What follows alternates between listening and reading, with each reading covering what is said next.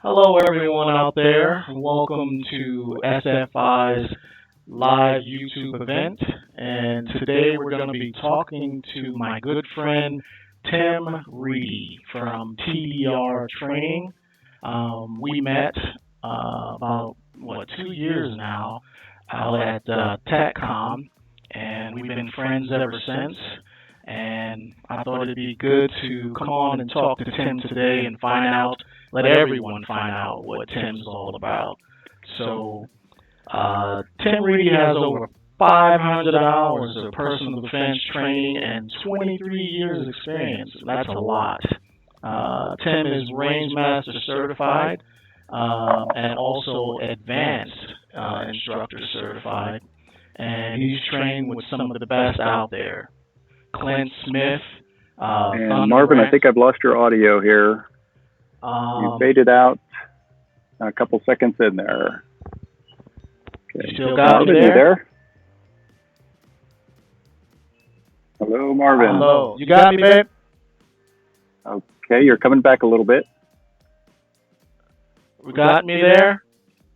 It's pretty muzzy. I can hear a little bit in the background, but can't quite make out the words. All right. Well, let's see. We were talking about your training. Clint Smith, Tom Gibbons. Let me try changing my audio here. Masada Yob, Craig Douglas, William Averill, Wayne Dobbs, Daryl Bloke, John Hearn, and Spencer Marvin, I turned off my headphones here. Can you hear me okay? I got you. Hello, Marvin. I got you. All right, Marvin, you started off strong, and then it's kind of got a little garbled and a little faded. All right. Let's see if we can get Tim on here. Hopefully these technical difficulties will go away. Okay. How's that, Tim? Is that better? It's getting a little bit better. I'm making out some of your words now. Huh. Okay, nope, it's getting better there. How about now? I got you. Oh, okay, good. I've got you too. Well, hopefully we fix so it. you faded out right as you were, I think. Your introduction? Yes, right at the beginning of my introduction. All right. So I tell you what, we'll start over.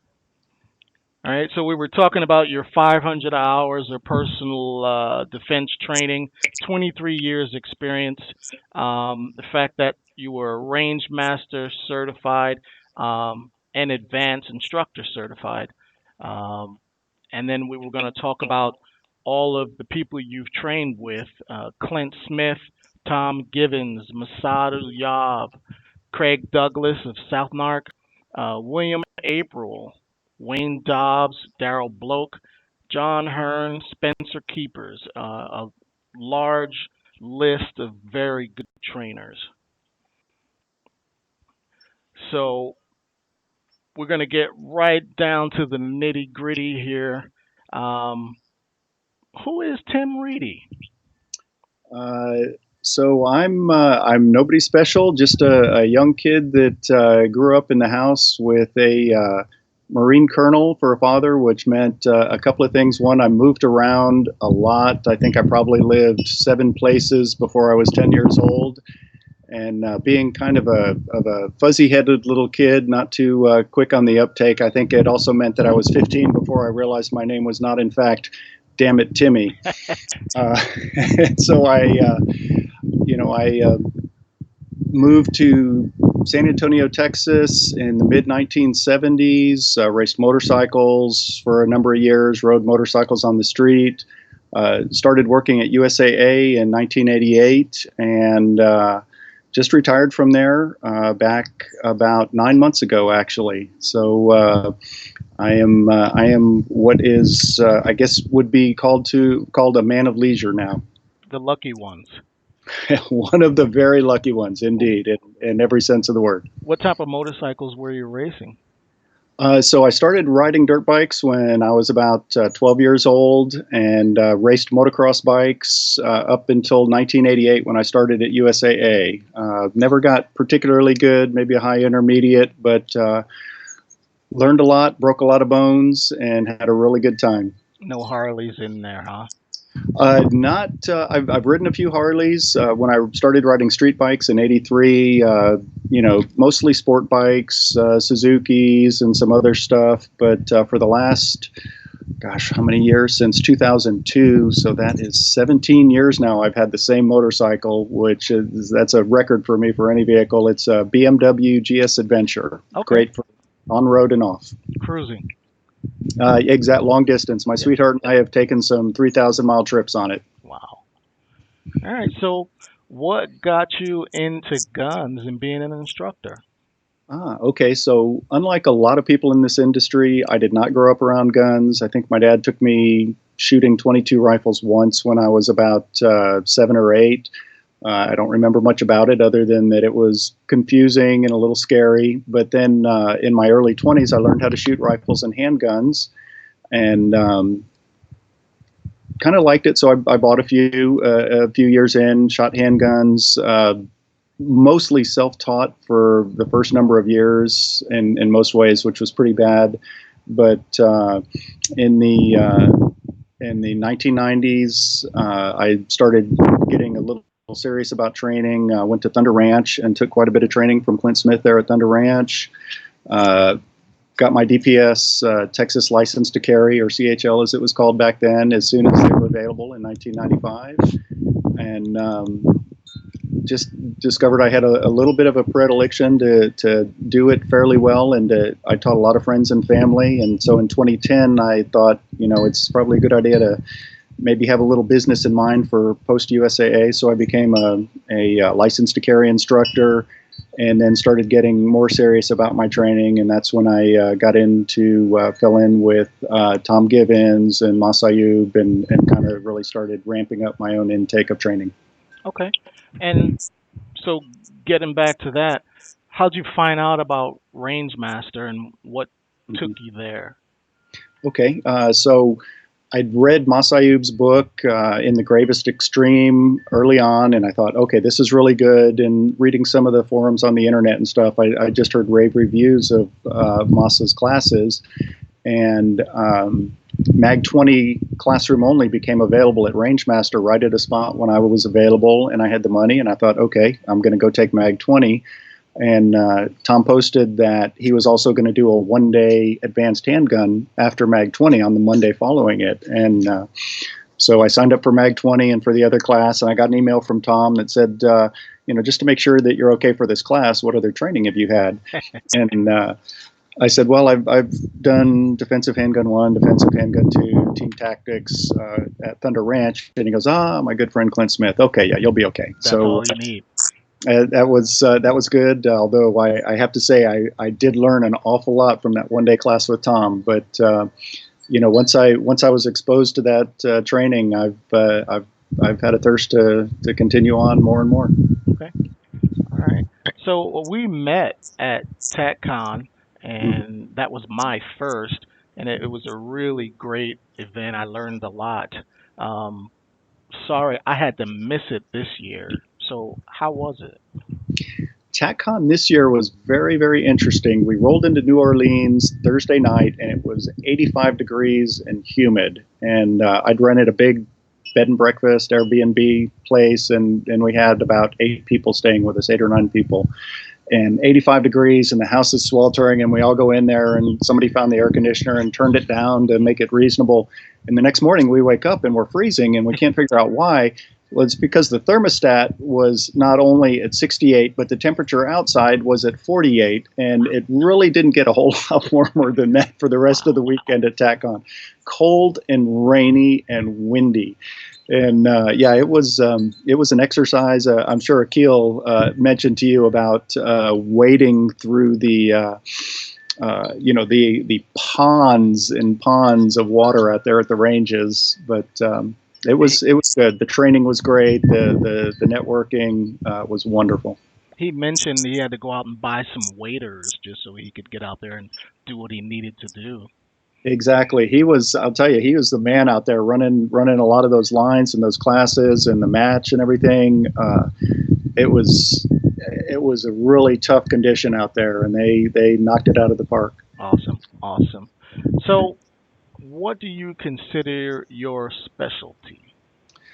I like to describe my classes as the kilted comedy defensive handgun classes.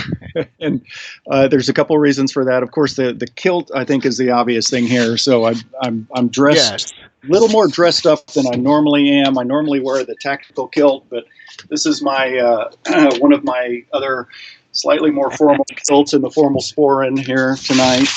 But the comedy stuff, I've always taken to heart that once you get people laughing, you can tell them anything. Right. So I show up in a kilt and people are like, okay, that's a little weird. And we start talking, and is immediately in the safety brief, I say, okay, so 4 rules of gun safety. Number 1, all guns are always loaded.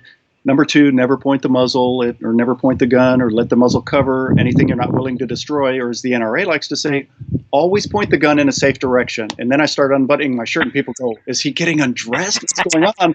But what I do is I show them this. Wow. Not a safe direction. Yes. So just so we're clear, this is not a safe direction. And once they do that and they kind of laugh and they relax, it becomes usually a very much more relaxed, attentive class. Right. I think that's how we met. You were walking by. I think I was standing with a kilt, and I go, is he really wearing a kilt? It was something else. But why do you do this thing that we do, this training instructor bit?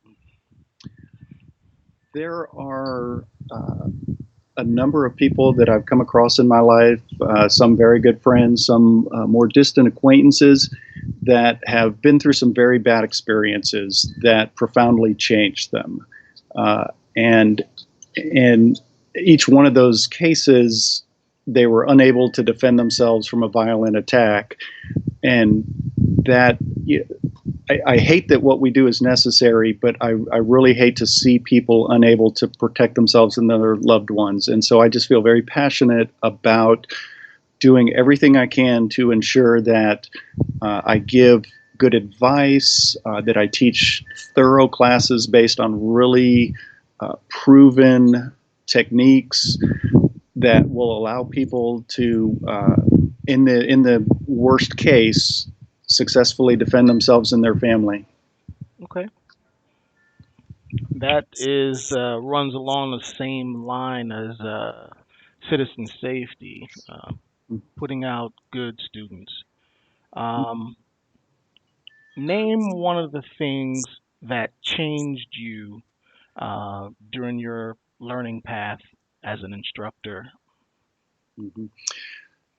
So my learning path as a student, not just an instructor, but as a student, my eyes were open to the light when I went to Thunder Ranch the first time. And prior to that, it had all been cold ranges and very formal this and just not very effective things. But when I went to Thunder Ranch and Clint got up in class and he said, I don't care if you carry your gun hot, cold, lukewarm, whatever. He said, the gun stays in the holster till we're on the line. Other than that. And I was like, wow, that's just, that was mind-boggling. And then as an instructor, when I took Tom's instructor class in 2013, I think it was, that was just, I would take that class every year, twice a year, if I could afford it and spare the time, because I learned so much, and just, the things that we covered in there were really, it was the guts of what it means to be a good instructor. Okay. Where do you see the future of training? Where do you see the industry going?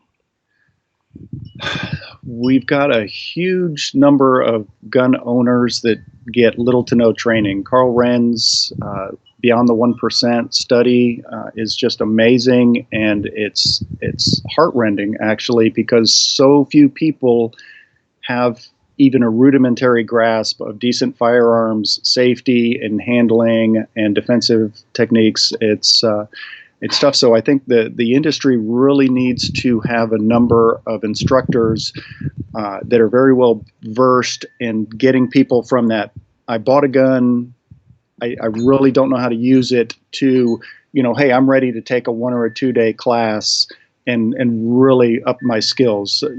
people to get to that level. I think Tiffany and Akil refer to it as being a gateway instructor. Mhm. You know, I'm no Tom Givens, you know, I'm no Clint Smith, but it is, you know, I would like to think that my students can come out of training with me for, you know, 10, 20, 30 hours or something of training with me, and then go take a class with Tom Givens, and he'll go, you know, you've got a pretty good foundation here, good fundamentals, excellent safety, and let people just focus on the real details, the nuances of what Tom would teach them, or you know, Craig Douglas, or any of the other top-notch folks, that I can take them, you know, halfway, three-quarters of the way, and then just let them absorb the really, really good stuff. Okay. Which of some of the people that you've trained with had the most impact on you? Well, to sound like a broken record, it has to be Tom. His instructor course was life changing. The advanced instructor course was, again, just, you know, pure gold all the way through. And then at TACCon, the number of folks that he brings in with that huge variety of very important topics, the legal, the managing unknown contacts, the force on force training, the medical training, all of that.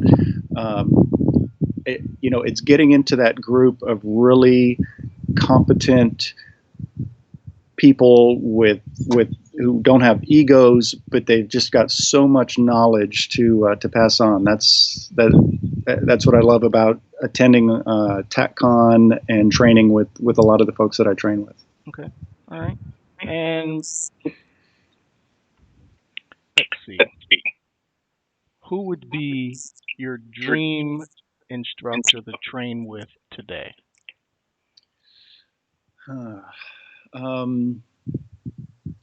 I don't know if I have a dream instructor to train with, but I think one of the training classes that has really intrigued me for a number of years is the Rogers Shooting School, the reactive shooting school. I've seen some videos of what they do there. I know some folks who've gone through it, and that ability to just do those tests under the amount of time pressure they have and do them precisely and accurately. I think the Rogers Shooting School is moving up the list on places I'd like to go train. Okay. And all of the trainers that we've trained with have quotes. What would be one of Tim Reedy's quotes, or a few quotes? Mm-hmm. Okay, so I steal stuff and attribute it absolutely whenever possible. And at the regular instructor training, one quote that I actually have and I put up on a slide, fully attributed to Tom Givens in all of my classes, is: you do not get to pick the day you need a gun to defend your life. Someone else chooses that day for you, and they typically notify you at the very last moment. Right. And you know, that whole thing about it's not a talisman, owning it, having it in the safe, having it in the car, you know, none of that helps you at all. It is something that you need to learn to use and you need to have with you. So that's really one of my favorite go-to quotes.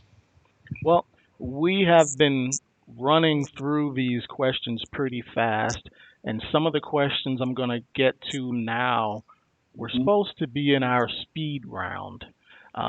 So I'm going to allow you to elaborate more. Okay. So, favorite pistol?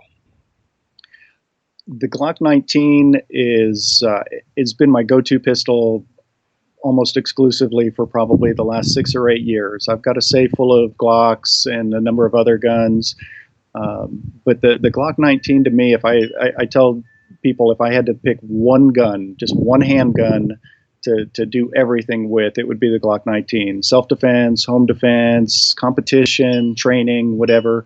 It's that right combination of size, ergonomics, capacity, and performance. Okay. Favorite AR? I've got a couple of very old ARs, 16 and 18-inch barrels with the carry handles on top and iron sights, and the guns do just fine. My eyes don't do so good with those iron sights, so I think my favorite AR will be the one that I put a really nice optic on.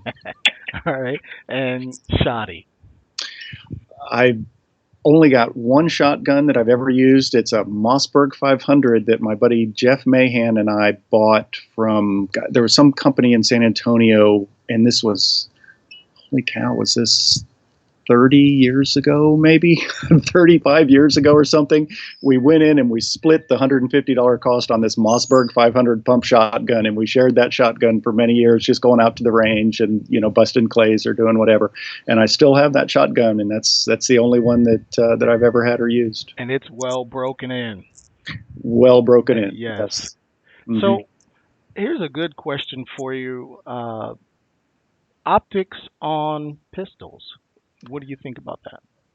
I think I need to learn. I need to get one, and I need to learn to use it, because I haven't had any students yet come to me and say, you know, I need help working on this. And since I have zero experience at this moment, that means I'm falling down on the job as an instructor. So I'm very interested in getting I'm kind of leaning towards that Aimpoint Acro. I've heard some really good things about it. Got to see it out at SHOT Show at a range day, and so I'm tempted to get one of those and put it on one of my Glocks and really put it through the ringer and see what it takes. I've talked to Brian Hill about it a little bit, and he's put in the work to where his performance with a dot is just amazing.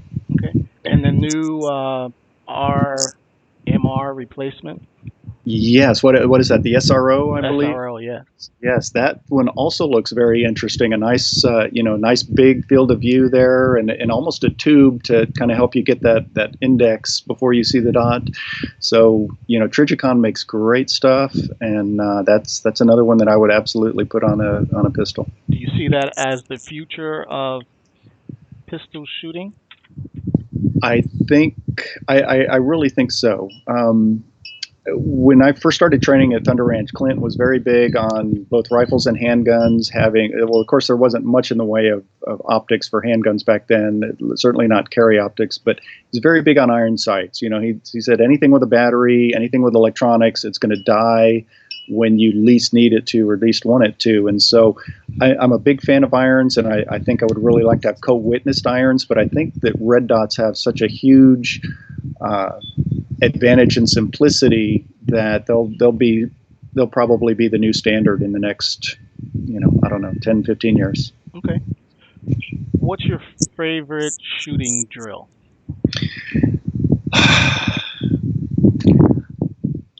I don't really have a favorite shooting drill, but my least favorite shooting drill right now is the 5-yard roundup by Justin Dial, because it is showing me my weaknesses, and I'm going to master that thing one of these days. And the fact that Mas Ayub shot a perfect score on that at the Rangemaster TACCON match that year we met just blows my mind. That shooting a perfect score on that 5-yard roundup, which is 2.5 second par time for, what is it, the 4 rounds of fire, 1 shot from the holster, 4 shots from the ready, 3 shots dominant hand only, and 2 shots non-dominant hand only on little B8 target.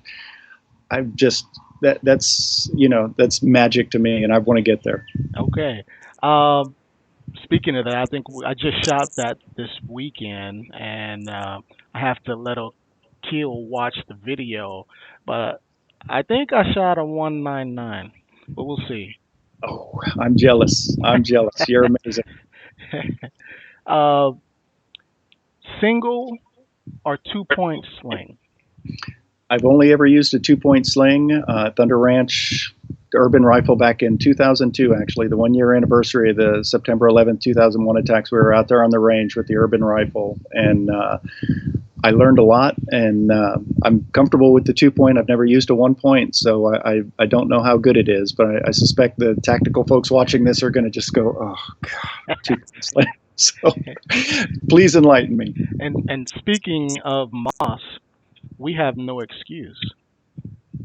The differences in age, his glasses, our glasses, we don't have an excuse. No, he's doing it. He's amazing. I was gonna say EOTech or Aimpoint, but I think you already answered that one. Acro 1, yeah. I think. All right. Thumbs up or thumbs forward? thumbs up.